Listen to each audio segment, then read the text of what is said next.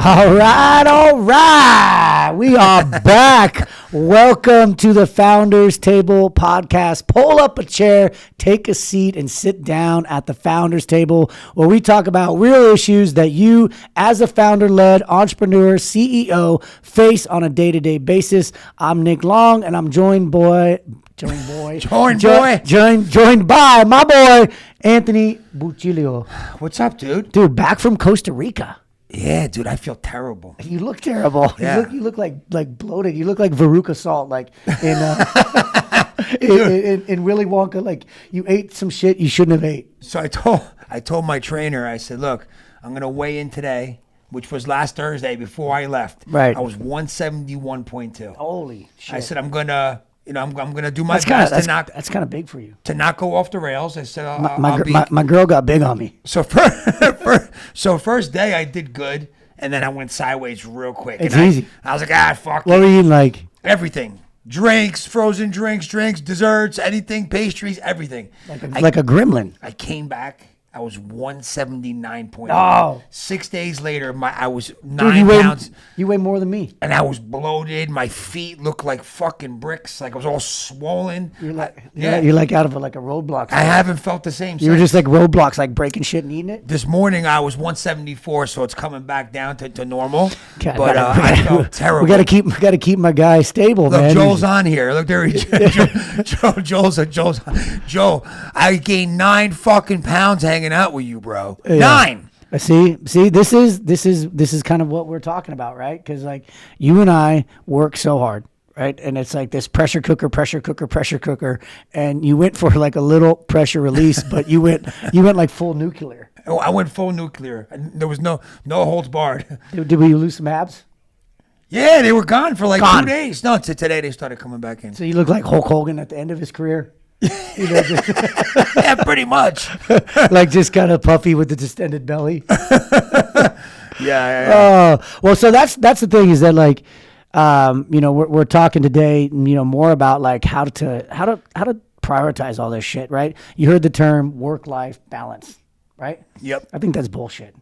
There's no work-life balance. No. Actually, like when you say like balance, to me, I think of like scales, right? So, and let's just say I put my wife at one end of the scale. My wife is really skinny, by the way, so I'm not going there. But like we put my wife at one end of the scale, and then I put my business on the other end of the scale.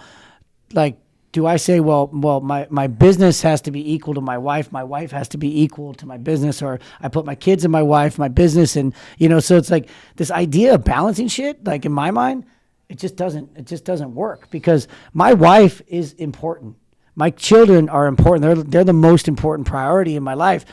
But if I don't have any like money to provide for them, what good am I to them as a father? Yeah, it's tough, man. I've struggled with this a lot. Struggled with just trying to make sure I struggle internally with making sure I'm spending enough time on all of those things. Yeah. And then the travel really throws a fucking wrench into it. Oh, it really does. The travel's crazy. I mean, I just came back. I mean, you traveled for vacation, but I traveled for work. So yeah. I talk about balance. I went to a friend's funeral on Friday. Guy's 54 years old, like healthy, just good looking dude, beautiful family, 54 years old. He was my first mentor. What happened? He got a brain tumor.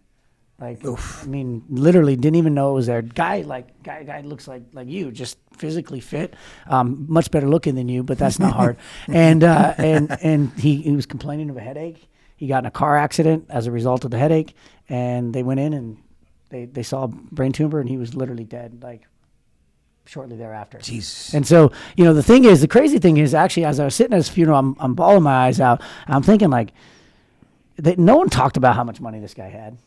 He was very successful. The funeral hall was not the funeral hall. The church was standing room only. I'm getting chills right now thinking about it. He was a young man. It was spilling out into the foyer. Like I stood the entire time, And I stood there in awe of like this guy that touched so many people, but not one person said like, "Oh, this guy was a baller," like, and he built some big businesses because he did, but nobody talked about that. Yet, like, we put a lot of emphasis and a lot of pressure on ourselves to, be guys that can do that. Yeah. At the end of the day, all this stuff like is fleeting in nature.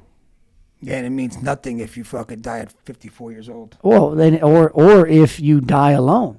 Yeah. Like, imagine if I went to that funeral hall and like I was the only one there. That would have been a travesty. Yeah. So it's like I have this thought process. Love your opinion on it. It's not about balance necessarily. It's about boundaries, and it's about setting up proper guardrails and setting yourself up for success. And I like to think of it like a symphony, like a what do you call it? Orchestra, right?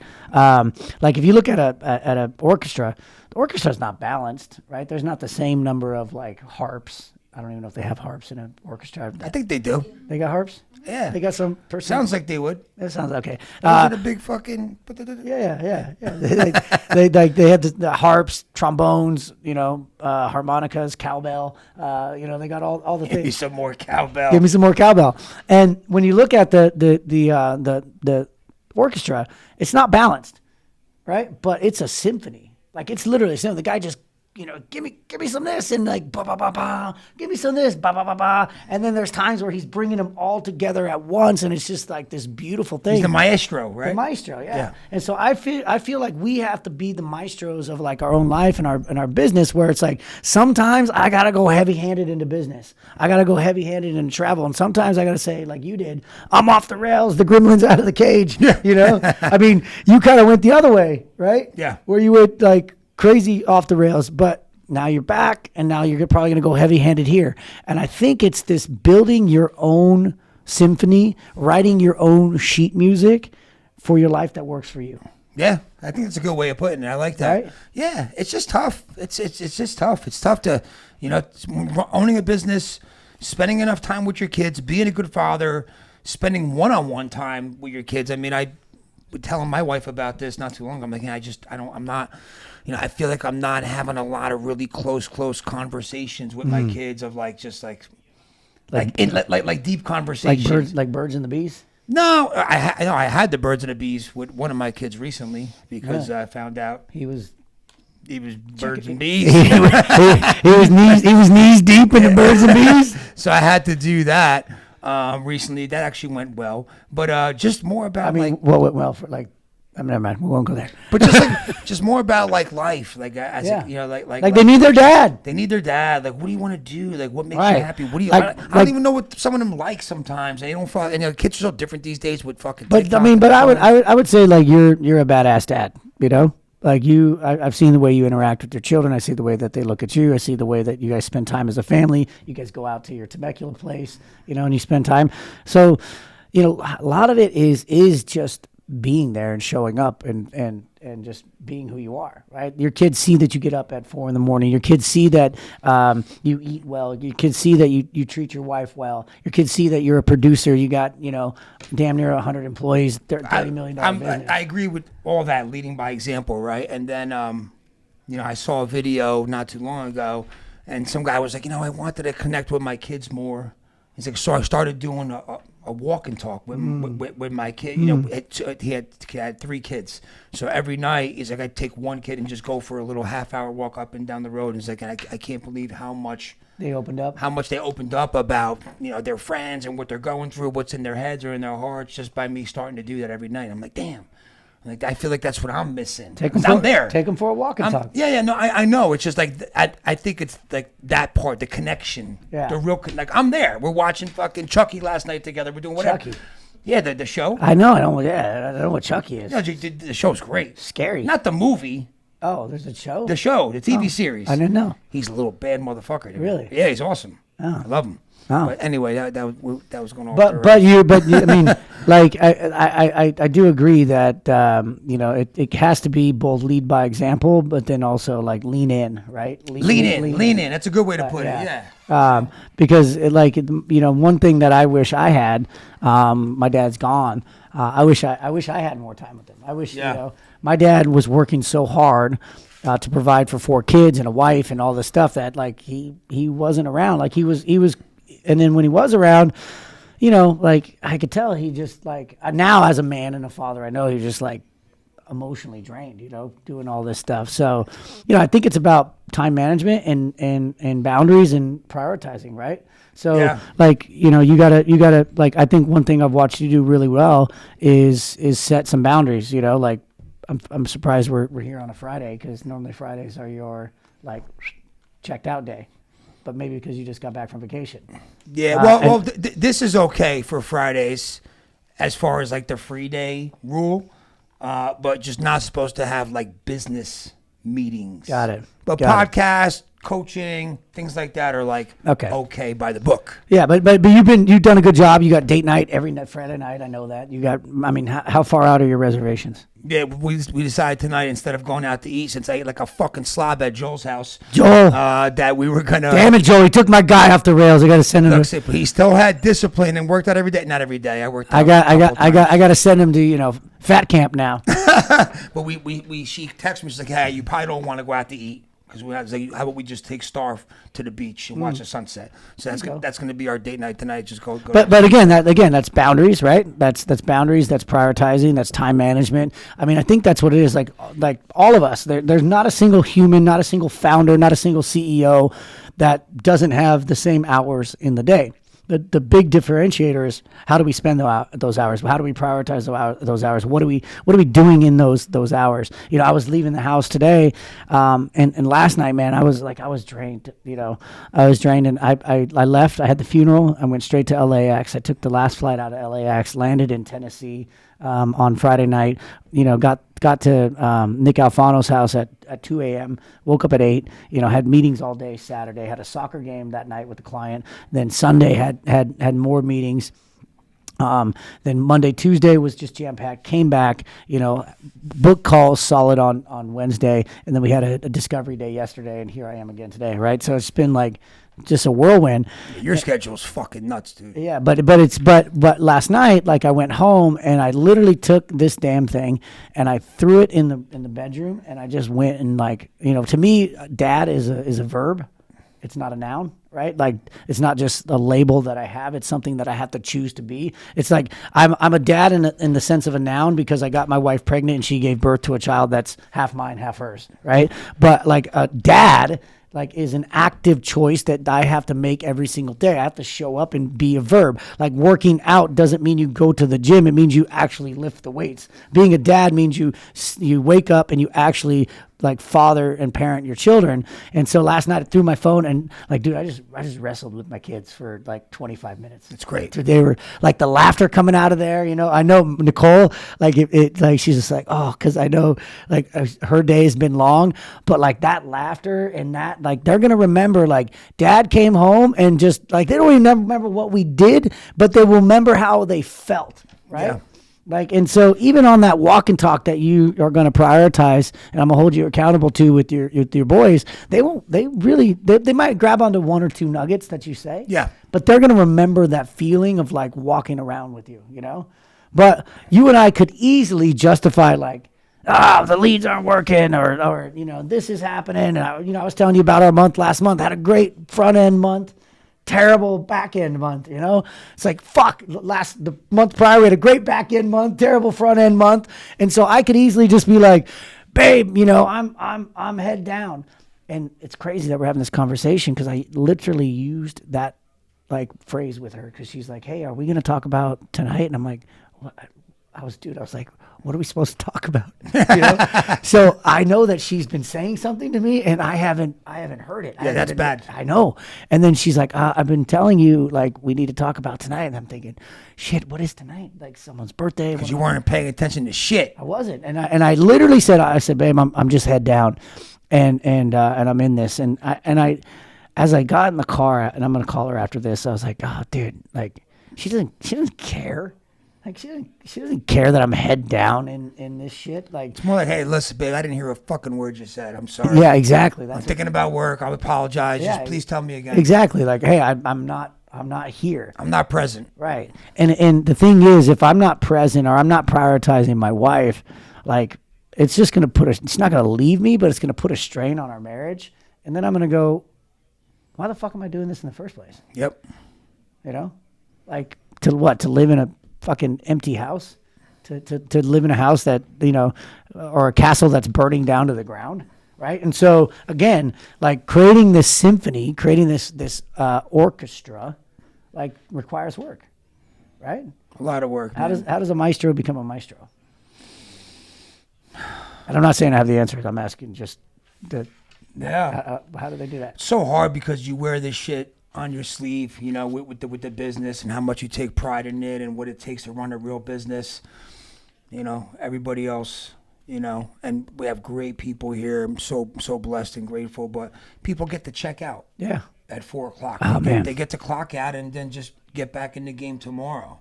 And, you know, when you're facing adversity or things ain't going your way, you don't have the month you thought you were going to have. And, you know, like, it's not like it ain't 4:00 check out. No. 4:00, more phone calls, more thinking, more listening, go back home, check shit again, and just wondering what you could do to change things before 6 a.m. tomorrow, making some adjustments, me calling fucking Stefano, do this, do that tonight. Like, it's just like, it doesn't stop. And then, like, I'm home and I should be present with my wife and my kids, but my mind's not there because I'm worried about work. Like, it's tough. It's just fucking tough. Well, exactly. I mean, like what's the point of being home if you're not physically there, if you're not thinking about it? Almost like where you like you just gotta grab your phone, grab your computer, just toss it in the other room, because like, what am I gonna do in an hour or two? It's gonna change everything anyway. Right. No, we think it will, but it won't. Again, that's about boundaries, right? Boundaries. I come home and I throw my phone in, and I should make that rule, babe. Babe, what do you think? Should I make that rule? Just throw my fucking phone in the room. Of course, she's gonna say yes. She's gonna say yes because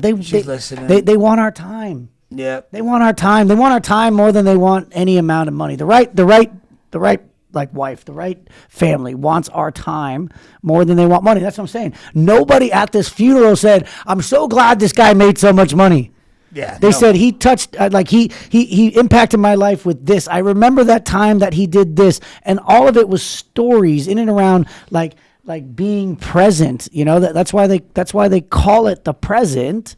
You know, because it's a gift. It's the only thing we got. That was a pretty good, what do you call that? A little analogy? Yeah. It's called the present because it's a gift. It's the only thing that we got, right?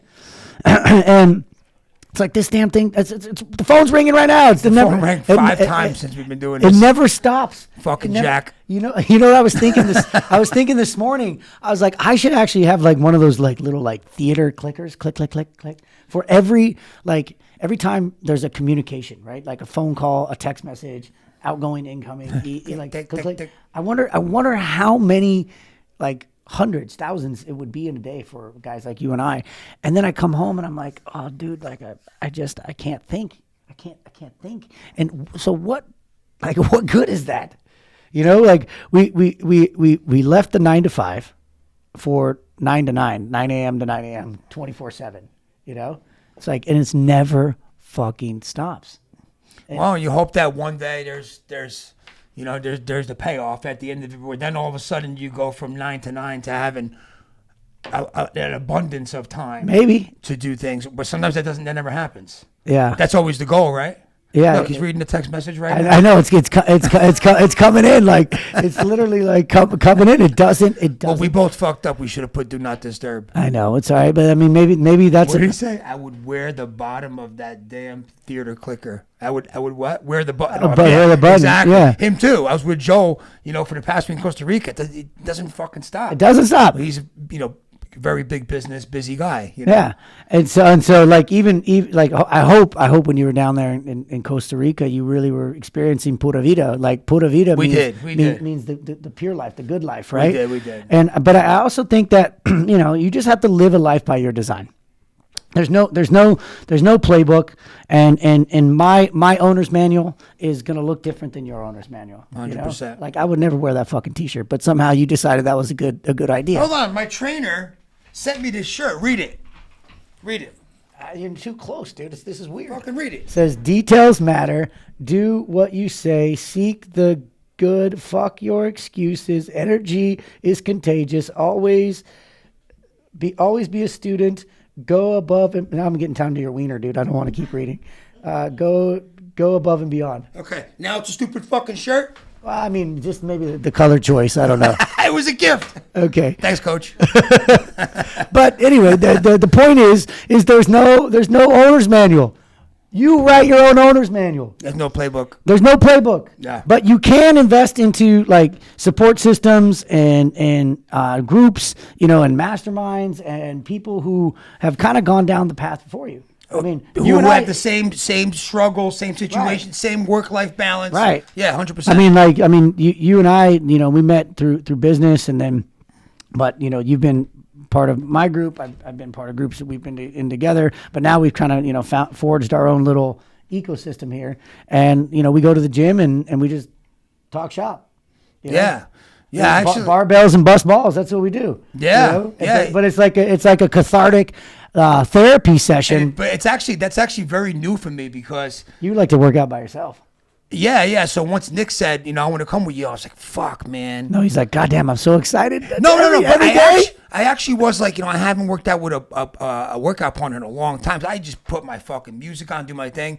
But then, we have great fucking conversations the whole time while we're lifting. We're like Oprah and Hoda. We're just, chopping it up. Great analogy. But yeah, it's actually really, really good. It's actually really, really good. We have great conversations. Helps me start my day too. Plus, it's good to hear. Just like 'cause sometimes you get in your own head about struggles you're going through, but then like we all deal with very similar problems with business. Yeah, no, it's like problems with business. Like, I mean, you and I practice this thing called the core four from a personal perspective.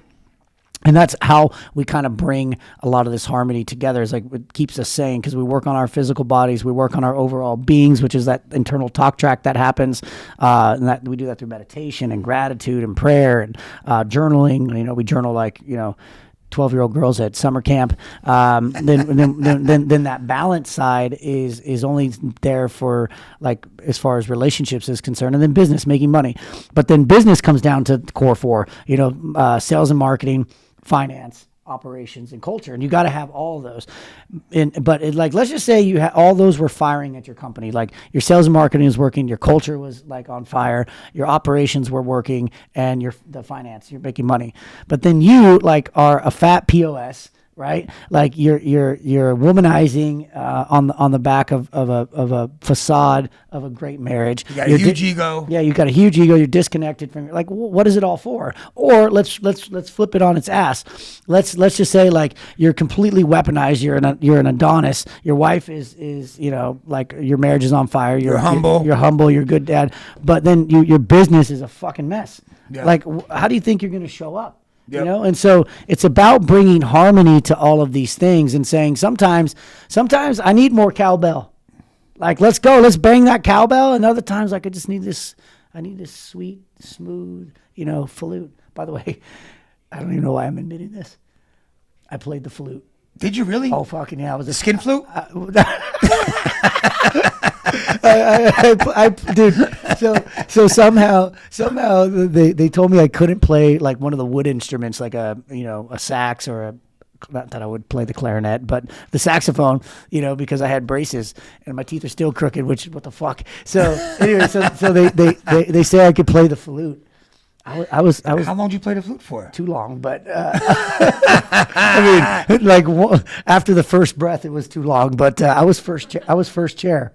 What does that mean? Like the first chair is like that means you're the king dingling. Really? I mean, dude, you know how hard it is to look. How do you hold it up? Oh, the flute you play sideways. You kind of like you put this part of your mouth on it. Oh, it's that. Oh, what's the other thing? That's the clarinet. That's a clarinet. Like that's like. Yeah. But I wanted to play the sax. I wanted to be like a saxophone guy. But dude, like how hard it is to look cool playing the flute. You can't. It's impossible. Just like your head's all tilted down, like. So anyway, but sometimes you need a little flute in your life. Sometimes you need a little flute in your life. And you got to stay present. It's the greatest gift. You know, you gotta have boundaries. Dude, there was a great club in New York called Flute when I was in late 90s, early 2000s. There can't be a good club called Flute. That's a dumb name. The whole thing looked like everything looked like champagne. Oh, like a champagne flute. Yeah, it was like a big fucking champagne thing. Is it different? Everybody had bottles of champagne. Everybody had flutes, and they had sick DJs. Okay. It was actually really fucking cool. I thought Remember you meant that like, place, Alex? I thought you mean like is it different? Do you spell flute and flute? Same thing. Potato? Yes, you still Fugazi? spell it the same way. Yeah. Yeah, really good club. Huh, well, Yeah. maybe we should go back. I don't think it's open. All right. Well, you know, but again, you gotta. Say he remembers. Yeah, you gotta like have some, not balance. You gotta have some harmony in your life. You got to have that kind of flute and that kind of flute. And you need both. And maybe champagne and harmony. And maybe if you're present enough with your wife, there might be another type of flute playing. Little skin flute. All right, this podcast is starting to digress fast. Any closing comments, thoughts, questions, concerns? I think you just got to do your best. You know. Yeah, but I think you have to do your best, but like build boundaries. Like why does your life work? Why does your life work? Why does it work? Yeah. Like why is your business working? Why is your marriage working? Why are you a badass dad? You know, why is your your physical body healthy? Because I've worked on all those things consistently. Right. And you have what? Discipline. Yeah. Like, so you have to set boundaries, you have to manage your time, and you have to be disciplined. You got to be grateful. Right? Like, that's it. What's up, BP? Brian Perry's on the live here. Yeah, you gotta like be disciplined. Body being boundaries business. Yeah, bodies being boundaries business, and Bedros. You gotta listen to Bedros. Like, but any of these guys, like Bedros or Garrett J. White, or I mean any of these dudes like that you watch, they're just disciplined. Like, they have boundaries. Super disciplined. They have boundaries. They work out, they work on themselves every single day. They have their priorities, and their discipline. That's it. Yep. That's it. Like, and so it's not a great mystery on how to, be a founder that can still be a badass dad, that can still build a badass business, that can still be a badass husband, that can still be a badass dude and have no ego and be humble. And you get there by doing the fucking work. Period. The end. Like, do I want to go to the gym with you? I mean, I do want to go to the gym with you, but do I want to go there and see your fucking ass at 4 a.m.? No, I don't. I don't even want I want to be drooling on a pillow, having some creepy dream, like, but I'm up. Gotta do the work. But the reason why I'm up is because what we talked about is I know you're going to be there. And I'd much rather let myself down than let you down, which is kind of weird, right? Accountability. But that's how life is. And then, like we do that, we go to work out early. Why? Because it's the only fucking time it fits in. Yeah, but you also feel amazing. You do feel amazing, and then you come in, and then you become all the badass things we just talked about. So if you want to be a badass dad, if you want to be a badass businessman, if you want to be a badass husband, badass friend, set boundaries, have time management, put systems in place for you to succeed, and be disciplined as fuck, and your life will work. Mic drop. This mic doesn't drop. We got to figure something out. This thing, like, I hate this fucking thing. I wish it was this way. That's how it should come. It's stupid. Mackenzie, can you get to work on that? Anyway, this is another episode of The Founders Table. We hope you had a good time sitting here at The Founders Table with two founders, myself, Nick Long, Anthony Busciglio, where we talk about real issues that you face as a founder. Today's episode was about badass dads in business. All boundaries and no bullshit. See you next week. Peace.